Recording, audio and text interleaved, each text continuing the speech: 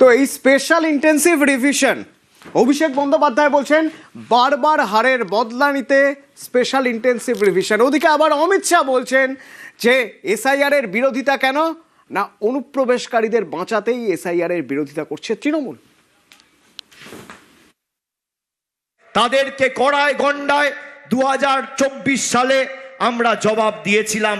প্রতিশোধ নিতে মানুষকে লাইনে দাঁড় করিয়ে এসআইআর এর মাধ্যমে ভোটাধিকার কেড়ে নিয়েছে।